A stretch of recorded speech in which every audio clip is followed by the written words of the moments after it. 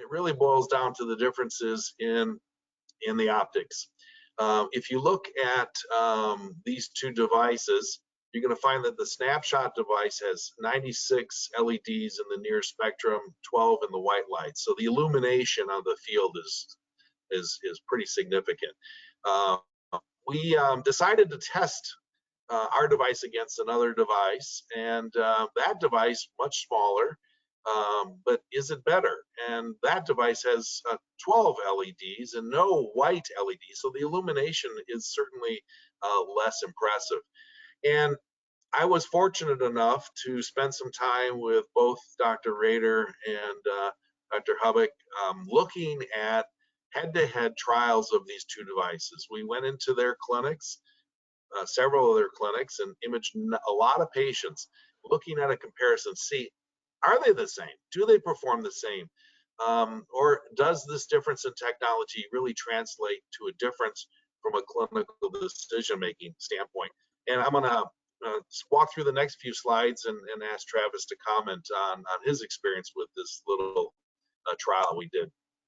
One of the things we noticed is that when you take the smaller device, the test device, and you rotated it in space, it gave different reflectance values affecting the STO2s. So you got different STO2s based on how you held the camera. So we saw that there was inconsistencies. The same patient, same sort of orientation, but yet if the lighting was a little different, we'd have inconsistencies from image to image. And again, these are trying to take standard images. And as you can imagine, clinical decision making is based on the premise that you're using a number to make a decision. You want really consistent values and consistent images. And we found that the smaller device really didn't have that consistency. Here's another reflectance showing changes in the imaging when you oriented the image, the patient or the subject in different orientations. And you can see, the audience can certainly see the difference in the quality of the imaging based on how that device illuminated and captured the reflected signal, giving you different values again. What was really interesting, Travis, was when we were working together, you have two different clinics, and one clinic has fluorescent lights. The other one has the same sort of fluorescent looking tube in the room, except that tube is filled with LEDs, newer technology. And boy, did that make a difference on the image returned.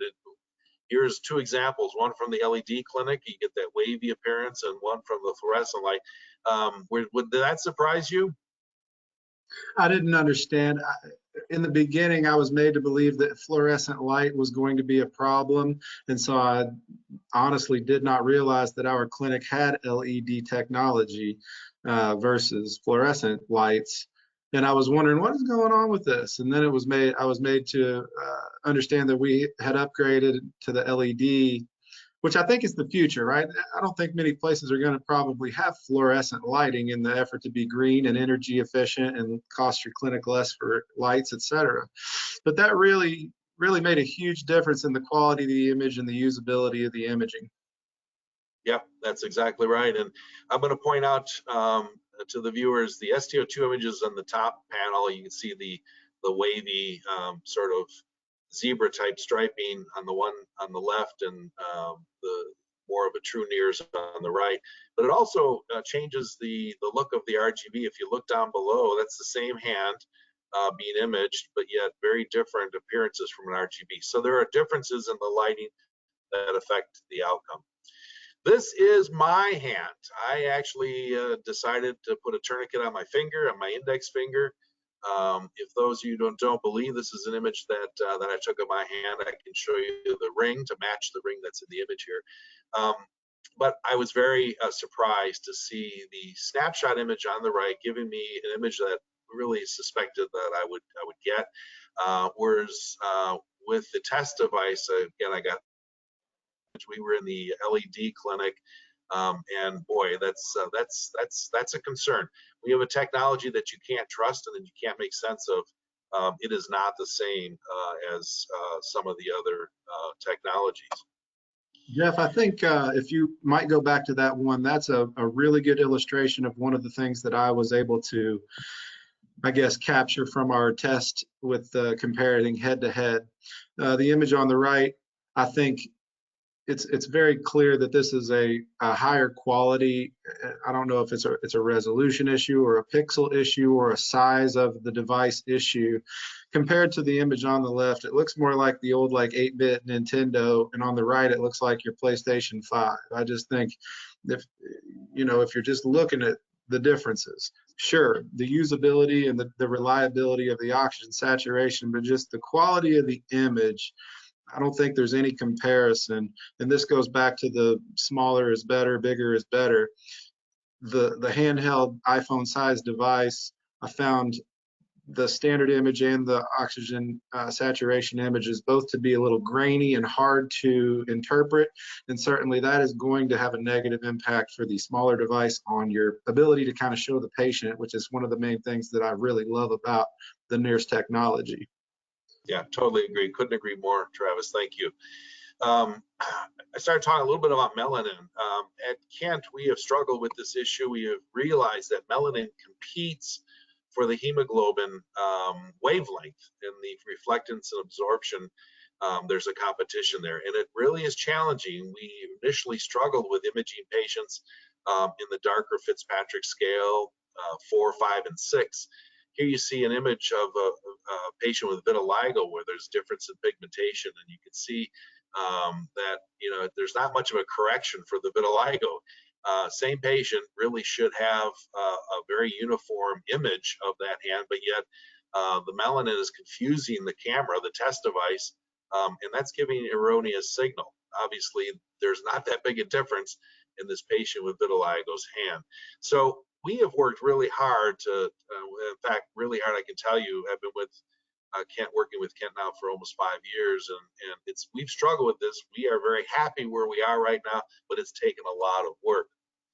This is another look at the test device with a little higher Fitzpatrick scale 3, and you can see that the images are certainly a little concerning. We're getting differences in that reflectance signal based on how we image.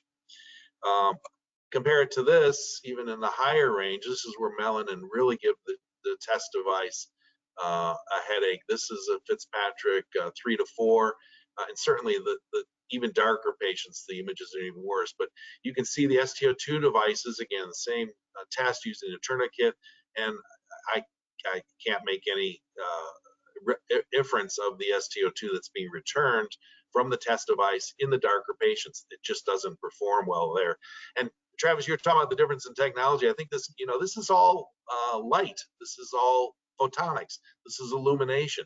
So if you have an inferior device with poor illumination, poor or less intense NIRS signal, or less signal being sent out, the image return is not going to be as good, and they're going to struggle when it comes to higher melaninated patients. So let me show you what Kent has done. Here you see a Fitzpatrick 1, 2 on the upper panel, and a Fitzpatrick 4, 5, or 6 maybe on the lower panel, clearly a 5.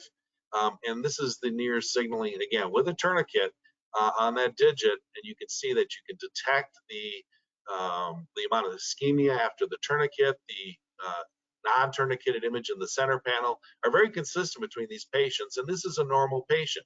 These are normal STO2s. This is what you'd expect to see in a normal patient.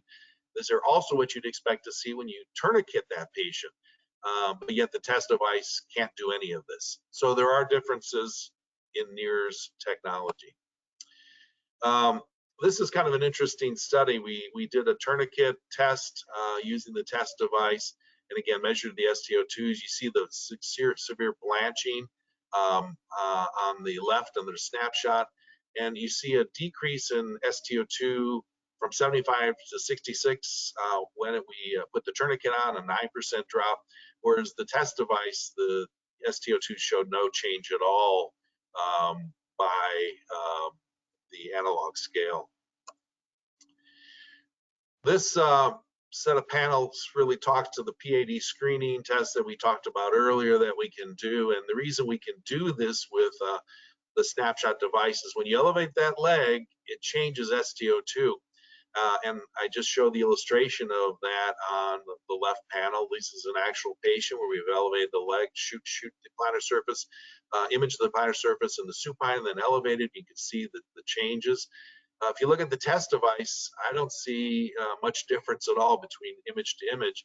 And that patient went through the same provocative maneuvers as the snapshot. So the test device is just not giving us that clinical information. Travis, these are actual patients in your clinic, and I'm going to have you help discuss these real briefly. We actually image patients, not just doing tests on ourselves. And this is one of your patients we imaged. Yeah, sure. This is a fairly frail human, quite dysvascular, kind of a combined arterial and venous picture, chronic anticoagulation, traumatic guy. He can't keep from hurting himself. He needs bubble wrap armor, but this is what we were able to see. Is there another image? Yeah, so here's our images, snapshot on the left and the test device on the right. Just give me your clinical interpretation, Travis. Yeah, this is a really remarkable comparison.